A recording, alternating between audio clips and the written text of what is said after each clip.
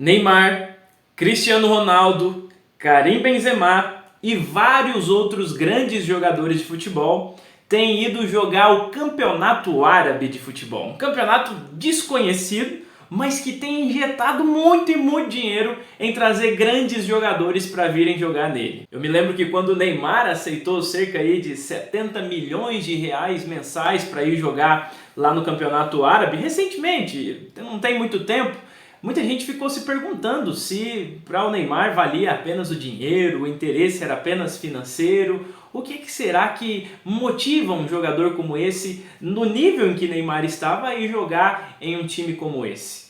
Bom, esse não é um vídeo para ficar falando sobre futebol necessariamente.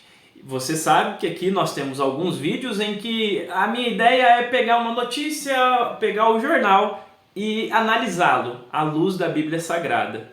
E pegando essas transferências milionárias para o futebol árabe, pegando, por exemplo, o que aconteceu no ano passado. No ano passado foi ano de Copa do Mundo, nós tivemos uma Copa do Mundo realizada no Catar, uma das ilhas ali dos Emirados Árabes Unidos, e que tem ali um dinheiro quase que da mesma origem que o dinheiro da Arábia Saudita. Cerca de 229 bilhões de dólares foram gastos para fazer esse evento esportivo, que já é considerado o evento esportivo mais caro realizado no mundo inteiro até agora. Pegando essas informações como base, nós precisamos levantar uma pergunta. Afinal de contas, qual a intenção desses países? O que é que eles querem com isso? Porque se você pegar o Catar, por exemplo, que é onde foi a última Copa do Mundo, é um país que ele é menor que o estado de Sergipe, o menor estado brasileiro. Se você pegar, por exemplo, o Campeonato Árabe, que é onde Neymar, Cristiano Ronaldo e companhia estão jogando, nós temos um campeonato que perde muito para os campeonatos de futebol que nós temos aqui no nosso país. E eu não estou me referindo aqui a campeonato brasileiro ou algo do tipo. Estou falando de campeonatos desses do interior ou do estado, como o estado de São Paulo, por exemplo. O que motiva essa galera a investir tão pesado assim? E é aqui que eu quero focar nesse vídeo.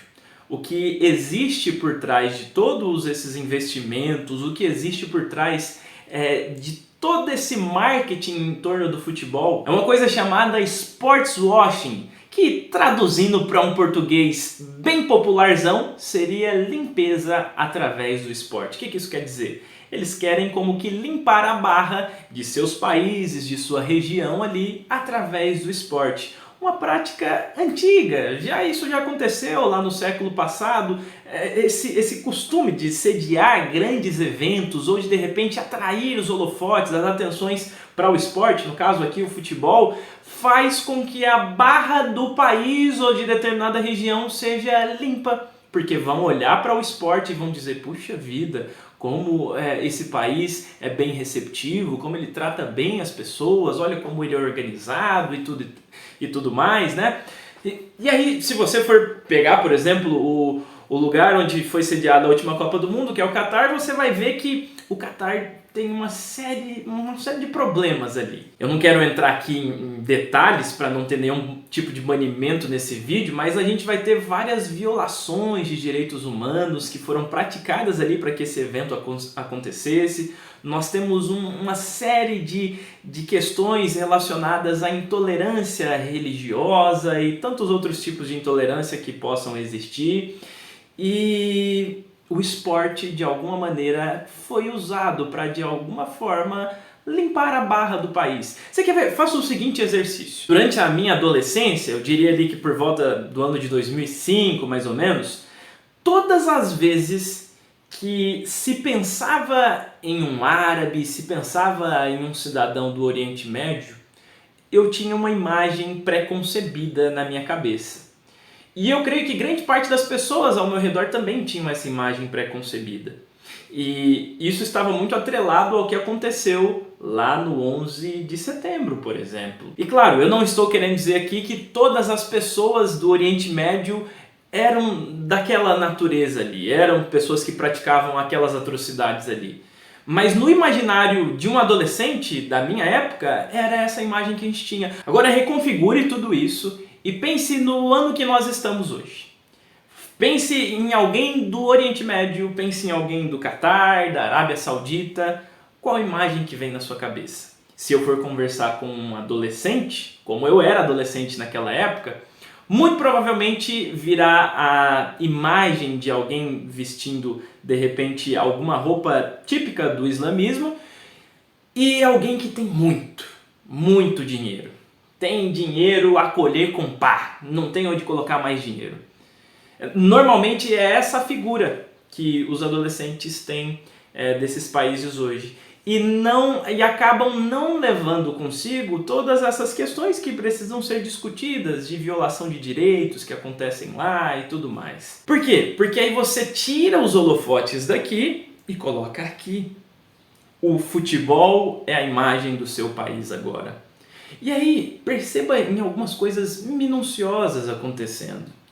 O Cristiano Ronaldo, aquele que por muitos anos foi o melhor jogador do mundo, tem uma comemoração que é clássica, que é típica dele. E ele replicou essa comemoração todas as vezes que ele marcou gols lá pelo seu novo clube na Arábia. No entanto, outro dia ele foi comemorar e fazer essa comemoração clássica dele, que você que acompanha futebol deve saber como é, e ele fez o sinal da cruz antes de fazer o sim dele ali. Ele fez o sinal da cruz, algo que ele nunca tinha feito antes. Quando o Neymar desembarca para assinar com o seu novo clube, ele desembarca com um baita de um crucifixo aqui no peito. Um tipo de acessório que até então o Neymar não costuma utilizar. Eu tô doido para ver como que vai ser quando o time do Neymar ganhar o primeiro título, se ele vai colocar aquela faixa estampada 100% Jesus, que ele costuma colocar.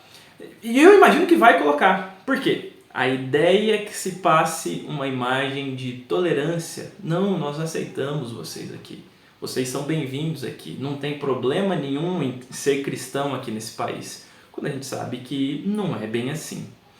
E aí, para não ficar só nessas minhas palavras aqui, eu queria deixar um texto para você meditar e fazer uma aplicação na sua própria vida em relação a tudo isso que os países e alguns dos países ali do Oriente Médio estão fazendo. Eu quero que você pense no que diz o texto de Jeremias, capítulo 13, versículo 23, que diz o seguinte: acaso o etíope pode mudar a cor da sua pele? Pode o leopardo tirar suas manchas? De igual modo, você é incapaz de fazer o bem, pois se acostumou a fazer o mal. Bom, aqui nesse caso eu queria que você se lembrasse da sua natureza pecaminosa. Eu queria que você se lembrasse de quão ruim você é à parte de Deus. Nós nascemos em pecado, conforme diz as Sagradas Escrituras, e nós necessitamos de redenção. Necessitamos de um Salvador.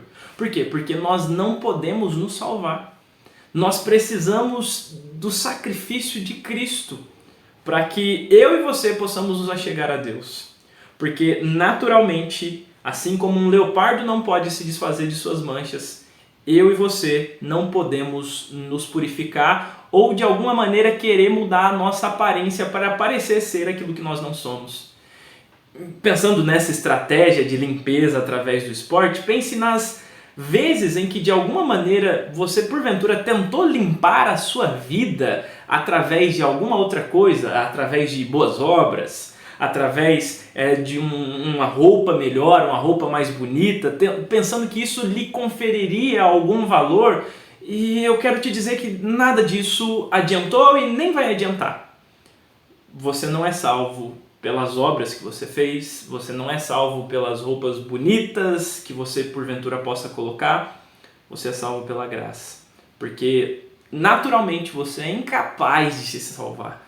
Não adianta colocar adereço algum, não adianta querer fazer limpeza alguma. A limpeza da qual nós necessitamos é Cristo quem faz. Eu não posso me limpar. Eu continuarei tendo as minhas manchas lá. Eu continuarei sendo como essa pessoa que, no caso que é descrita, que é incapaz de mudar a tonalidade natural da sua pele. Não dá para eu mesmo me mudar.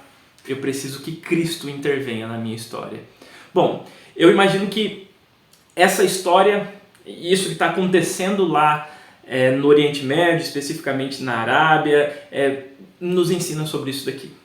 Que eu e você, ainda que a gente tente, a gente é incapaz de se salvar, é incapaz de se limpar. Nós precisamos da limpeza que só Cristo faz através do seu sangue. Sangue esse que foi vertido na cruz do Calvário.